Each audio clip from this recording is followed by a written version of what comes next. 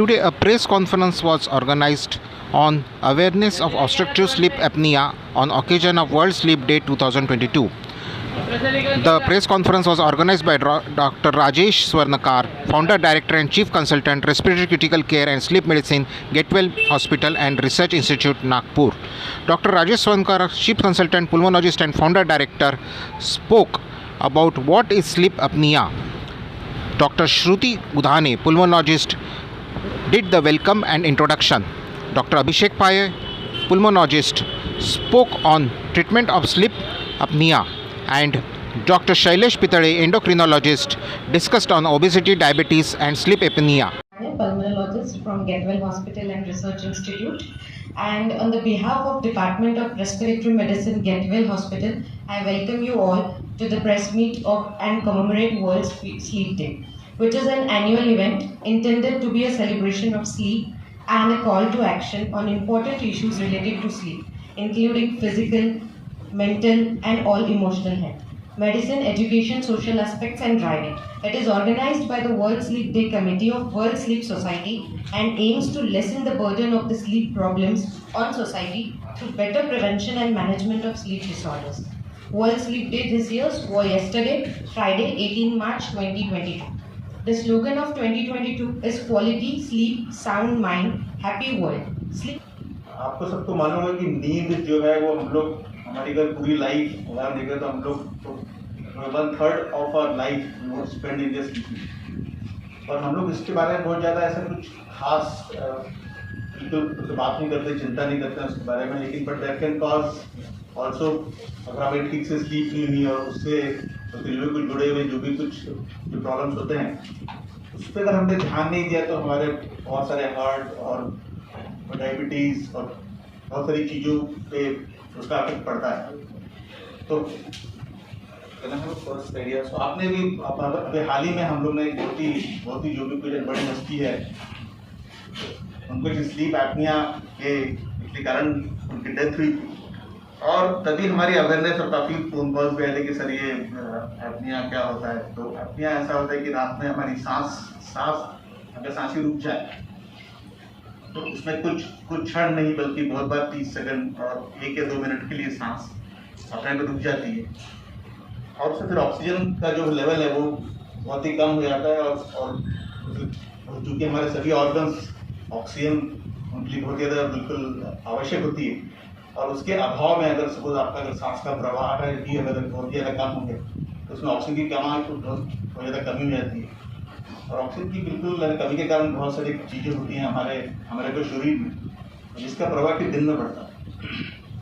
तो एक बहुत ही अगर आपको बेसिक बताऊं तो हमारे ट्रायड ऑफ हेल्दी लाइफस्टाइल, अगर आपको हेल्थ अचीव करना है अपनी लाइफ में तो 3 चीज़ होती हैं। एक तो बहुत अच्छी नींद आना चाहिए, एक्सरसाइज, और हम लोग डाइट के बारे में तो काफ़ी बिल्कुल बोलते हैं कि डाइट होना चाहिए, लेकिन स्लीप को हम लोग काफ़ी कुछ निगलेक्ट करते हैं। अब स्लीप ऐसी चीज़ है विच इज ऑल्सो रिजुविनेटिंग, मतलब आपने जो भी दिन भर करते हो उसके बाद में अगर आपको इनफैक्ट 7-8 घंटे अगर नींद ना आए तो उसके बहुत सारे गंभीर इफेक्ट आते हैं। तो हमारी स्लीप इज ऑल्सो रिजुविनेटिंग, तो इसमें बिल्कुल सभी रिलैक्सेशन होता है, हमारे ब्रेन का रिलैक्सेशन होता है, हमारे हार्ट का होता है रिलैक्सेशन। लेकिन अगर लंग्स की बात करें तो लंग्स में हमारा जो भी control of respiration that also becomes involuntary, और उस समय कुछ जो भी व्यक्ति हैं उनके बहुत सारे ऐसे लक्षण होते हैं जिसमें बहुत ज़्यादा अगर वेट बहुत ज़्यादा है तो उनको प्रॉब्लम्स आते हैं, वो हम लोग देखेंगे। So how much time actually should be of sleep, so this thing depends on the age, आपकी कितनी एज है। तर ऑब्स्ट्रक्टिव्ह स्लीप एपनिया समजा आपल्याला डायग्नोज करायचं आहे कोणत्या पेशंटमध्ये, तर पहिले तर आपण त्याला क्लिनिकल एक्झामिनेशन स्क्रीनिंग करतो की बायला खरंच बा चान्सेस किती आहेत ऑब्स्ट्रक्टिव्ह स्लीप एपनिया व्हायचे, कमी की जास्ती. ज्याला जास्ती असतील किंवा ज्याला त्रास जास्ती आहे त्यांना मग आपण स्लीप स्टडी ॲडवाइस करतो. स्क्रीनिंगसाठी भरपूर सारे क्वेश्चनियर्स असतात जे तुम्ही कोणत्या पण चेस्ट स्पेशालिस्ट किंवा पल्मोनॉलॉजिस्टकडे गेले त्यांच्याकडे अवेलेबल राहते. ज्या पेशंटला सिंपल भाषेमध्ये विचारलं तर आम्ही पेशंटला विचारतो की तुम्हाला सकाळी उठल्यावर फ्रेश वाटतं का, तुम्हाला असं वाटतं का की रात्री आपण झोपलो होतो बरोबर. तर भरपूर साऱ्या पेशंटचं कॉमनली आन्सर असतं की हा झोपलो तर होतं पण फ्रेश नाही वाटून मला सकाळी उठल्यावर. तर दॅट इनडायरेक्टली इंडिकेट्स की ते रेम स्लीपमध्ये नाही गेले. रेम म्हणजे डीप स्लीप. समजा कोणी रात्रभर बेडवर पडून आहे आणि रेम स्लीपमध्येच नाही गेले तर ते 10 तासही झोपले तरी त्यांना सकाळी फ्रेश कधीच नाही वाटणार. सेकंड, त्यांना सोबत जे असतात त्यांना विचारतो, जसं हस्बंड वाईफला विचारतो किंवा मग अपोजिट त्याच्या, की हे रात्री घोरतात का, घोरताना यांचा कधी कधी श्वास थांबतो का, कधी श्वास थांबला तर ते अचानक उठून बसतात का किंवा खिडकीचं जातात का श्वास घ्यायला. हे इनडायरेक्ट सायन्स आहे. समजा आपल्याला प्रूव्ह करायचं आहे की या पेशंटला OSA आहे की नाही आणि त्याला OSA मध्ये त्याचं ग्रेडिंग काय आहे, माइल्ड, मॉडरेट, सिव्हिअर काय, त्याचं एकच सगळ्यात गोल्ड स्टँडर्ड टेस्ट आहे, ते म्हणजे स्लीप स्टडी. स्लीप स्टडीमध्ये बेसिकली आयडियल असतं पॉलिसोनोग्राफी विथ टायट्रेशन, जे की पेशंटच्या घरी पण होऊ शकतं किंवा आजकाल मग हॉस्पिटलमध्ये पण जसं त्याच्या डिपेंडिंग ऑन पेशंटला काय हवं त्याच्यानुसार आपण करू शकतो. त्यामध्ये आपण ब्रेनला भरपूर सारे इलेक्ट्रोड्स लावून त्याचं स्लीप पॅटर्न बघतो, तो रेम स्लीपमध्ये गेला होता का, ॲपनिया झाला होता का की नाही, आणि बाकी मग त्याचं इव्हेंट्स रेकॉर्ड करून त्याचं आपण ग्रेडिंग करतो. आजकाल इनडायरेक्टली काही पेशंटसाठी होम स्टडी पण आलेला आहे, ज्याच्यामध्ये त्यांना ज्या लेवलचं आपण हॉस्पिटलला करतो त्यापेक्षा माइल्ड लेवलचं टेस्टिंग त्याचं घरी पण करता येतं आणि it is also almost equally effective. तर that is use for diagnosis. Regarding treatment, तर ट्रीटमेंटमध्ये स्लीप जो पण पेशंट ज्याला OSA आला आहे त्याचं ट्रीटमेंटमध्ये number 1 is weight reduction. Most of the patient ज्यांना OSA डायग्नोज झाला आहे ते युजली ओव्हरवेट, त्यांचं BMI 25 ते 30च्या वरतीच असतं.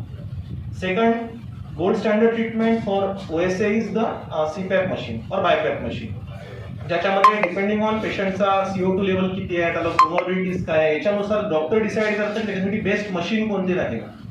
समजा काही पेशंट जे सुपर ओबेस आहे, ज्यांचा BMI 40च्या वरती आहे, अशा पेशंटला त्याच्यापेक्षा वरची लेवलची पण मशीन, AVAPS मशीन किंवा IVAPS मशीनची पण गरज पडते.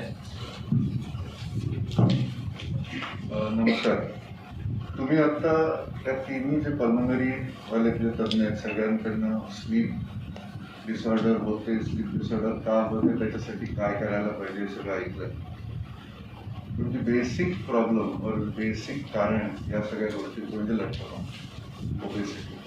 So basically when you have a problem you deal with the problem, but it is extremely important not to have the problem but try to prevent the problem. तर सगळ्यात महत्त्वाची गोष्ट म्हणजे लठ्ठपणा हा खूप वाढत चालला आपल्या देशामध्ये.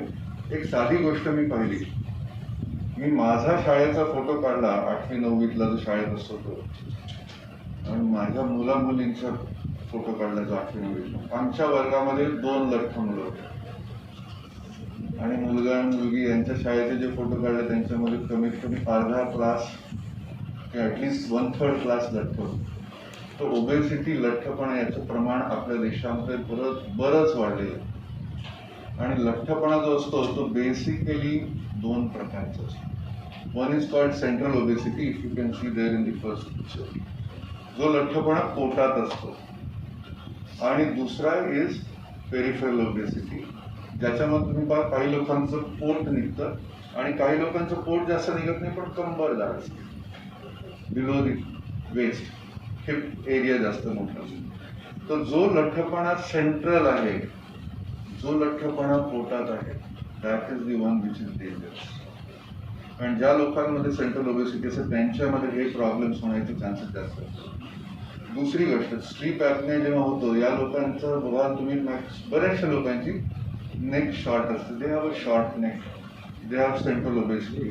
आणि ते अशासाठी ज्यांची शॉर्ट नेक असते, फॅट मग नेकमध्ये जेव्हा जमा होतो, आपण झोपतो आणि जेव्हा पालथं झोपतो तेव्हा नॅचरली आपण झोपतो त्यावेळेला आपली जीभ मागे पडते, आणि जर या एरियामध्ये आपलं फॅट असेल तर श्वास घ्यायला त्रास होतो. म्हणून हा लठ्ठपणा अवॉइड करणं किंवा लठ्ठपणा prevention that is most important. आणि prevention of obesity should start right from mother's वूम.